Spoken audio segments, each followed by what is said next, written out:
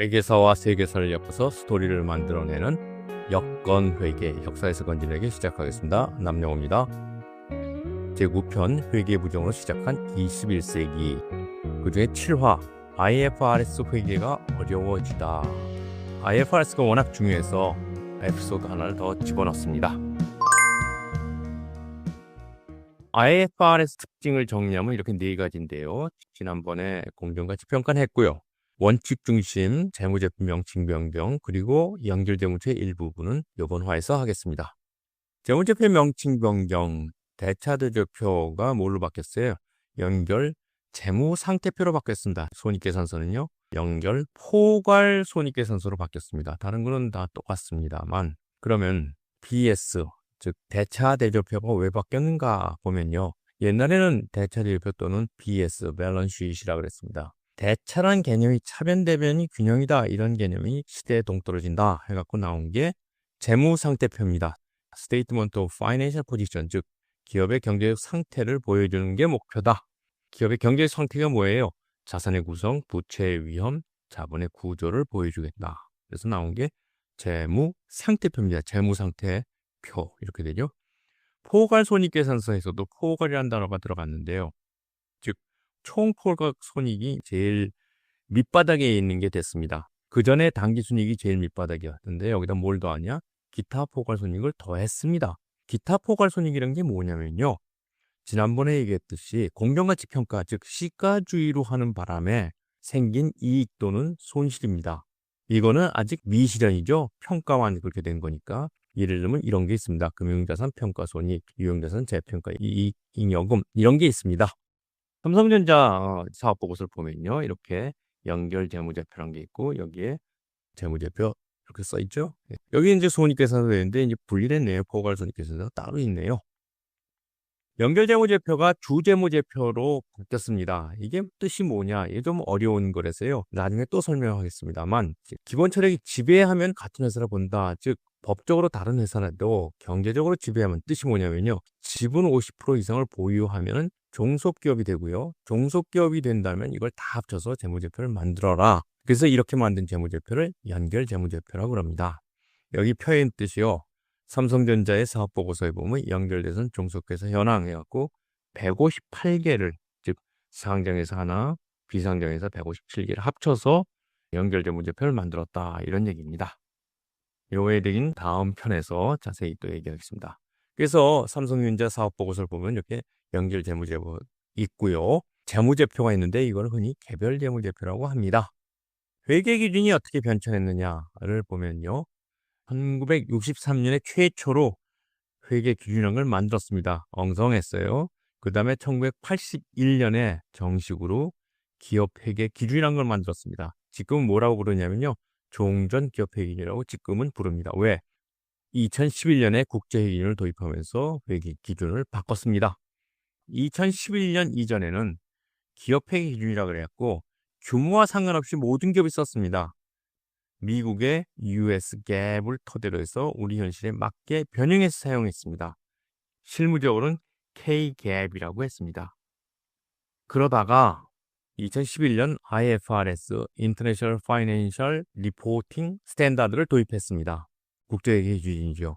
그러다 보니까 규모별로 나눠주게 됐어요. 첫 번째, 작은 기업, 비외관법 대상 기업, 한 매출 100억 이하 정도 되면 중소기업 회계기준 써라.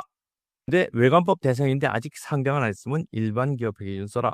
그리고 코스피, 코스닥 상장 기업은 국제회계기준을 써라. 즉 한국 최대 국제회계기준 KIFRS를 써라. 이렇게 된 겁니다.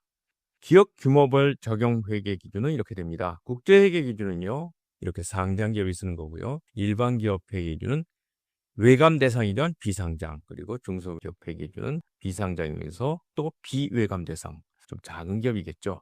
그래서 한국회계기준원에 보면은요.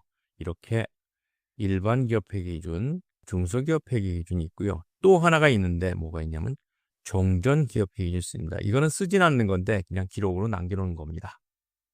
우리나라 기업 수를 보면 이렇게 됩니다. 총 사업자라는 거, 개인이든 법인이든 합쳐서 1000만 개 정도가 됩니다. 외감 대상이 되는 기업은 그 중에서 4만 개입니다. 마지막으로 상장한 기업은 코스피, 코스닥 합쳐서 2,700개입니다. 그래서 제가 이런 만화를 했는데요. 제 책의 회인이라고 직원이 이제 누굴 만났어요? 사장님을 만났는데 사장님이 이렇게 보니까 외관법인이 써 있어요. 그럼 어떻게 돼요? 존경합니다 하는 거죠. 왜요? 외관법인까지 가려면 아주 힘든 겁니다. 저는 이럴 때 한 번 더 물어봐요. 혹시 상장하셨어요? 그런데 예, 상장했습니다. 그런 순간 고개가 90도 이상 가죠. IFRS와 GAAP에 대해서 알아보겠습니다. GAAP는 무엇인가? 약자가 이런 약자입니다. Generally Accepted Accounting Principle. 참 이상한 말이죠. 일반적으로 인정되는 회계 기준. 이게 무슨 말이에요? 저도 옛날 대학 다닐 때 이걸 배우면서도 궁금했어요. 미국의 회계업계에 사용되는 기준을 통치령하여 GAAP라고 한다. 여러 기관에서 발표하는 회계 처리 방법을 다 집합적으로 만든 겁니다. 그래서 미국 회계 기준은 뭐라 하냐? US GAAP이라고 부릅니다. 회인이가 뭐라 그래요? 어디서 찾지? 이런 데서 만듭니다. 회계학계, SEC, 발레, AICPA. 지금은 파스부란 데서 만들어내요. 그렇지만 역사적으로 이런 데서 쭉 만들어냈습니다. 그러면 우리나라에서 말하는 K-GAAP이란 건 뭐냐? IFRS 이전에 쓰던 기업회 기준과 이거를 계승한 일본 기업회 기준, 중소기업회 기준 이 세 가지를 KIFRS에 대비해서 K-GAAP이라고 부릅니다. 아까 그 그림에서 한국채택국제기준은 KIFRS, 그런데 일반 기업 회계기준과 중소기업 회계기준은 K-GAAP이라고 부릅니다. 그런데 IFRS는요, 원칙 중심이라는 철학을 가지고 있습니다. 즉, 결정과 판단이 필요한 겁니다. 원칙 중심의 반대는요, 규정 중심, 규칙 중심입니다. 룰 베이스. 바로 GAAP이 그렇습니다. 개별 사안별로 구체적으로 회계 처리 방법과 절차를 다 규정해 놓은 겁니다. 그러니까 구조가 if, then으로 되어 있어요. 이런 게 발생한다면 이렇게 처리해라. 이런 게 바로 규정 중심이고요. 원칙 중심은 그런 게 아니에요. It is desirable that 이렇게 되어 있습니다. 이렇게 하는 게 좋다. 그러니까 회계 처리의 기본 원칙과 방법론을 제시하는 데 주력하고 있습니다. 원칙 중심 철학이라는 건요, 회계 처리의 기본 원칙과 방법론만 제시하기 때문에 첫째, 다양성을 존중합니다. 두 번째, 원가, 시가 등 복수의 회계 처리 대안을 허용합니다. 그러다 보니까 어떻게 돼요? 적용 가능 규정이 없는 경우는 경영진이 회계 정책을 개발해서 적용해야 됩니다. 왜 원칙 중심을 했느냐? 모든 활동을 다 규칙 제시하는 건 불가능하다. 그래서 투자자에게 더 많은 정보를 제공하려면은 각자 기업이 알아서 규칙을 만들어내야 된다. 규칙은 아니래도 처리 방법을 만들어낸다. 이런 얘기겠죠. 예를 들어서 암호화폐라는 게 요새 튀어나왔죠. 기존 자산 분류는 설명하기 어려워요. 왜 그러냐? 비트코인이라고 한다면은 금융자산이에요? 아, 그런 것 같아요. 무형자산이에요? 그걸로 분류할 수도 있어요. 내가 계속 가지고 있다면. 재고자산이에요? 내가 이걸 거래를 한다면, 사고 판다면 재고자산이에요. 경영자가 선택해야 된다. 이런 얘기입니다. 경영자의 판단을 요구하는 겁니다. 경영자의 판단에서 회계 결과가 달라질 수 있다. 골치 아프죠? 머리를 많이 써야 됩니다. 그래서 IFRS 적용에는 복잡성이 따릅니다. 회인이가 어떻게 적용해야 되죠? 런던에다 물어볼 수도 없고. 그렇죠? 예를 들어서 토지 보유 사례를 본다면 IFRS에서는 재평가 모형이나 원가 모형을 선택을 해야 됩니다. 어떻게 선택해요?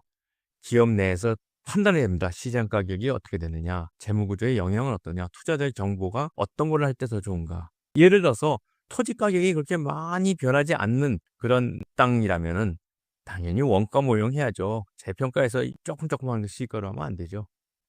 두 번째, 회사채 투자 사례는요, 금융자산을 보유했다. 회사채를 보유했다. 그러면요, 이거 만기까지 보유할 목적이냐, 아니면 매매 목적이냐. 매매 목적이라면은 당연히 시가로 해야죠. 왜? 계속 팔 때 바뀌는 거지. 근데 만기까지 보유한다는 뜻은 뭐예요? 만기까지 가면요, 채권은 가격이 결정돼 있어요. 그러니까 당연히 원가로 해야죠. 이렇게 IFRS로 인해서 회계 직무가 어려워졌습니다. 그런데 AR라는 게 튀어나오면서 단순 직무는 또 없앤답니다. 사면초가죠. 그래서 다음번에 회계란 AI 시대에 없어질 직업인가? 좀 막 그랬습니다. 9-8에서 얘기 드리겠습니다. 고맙습니다.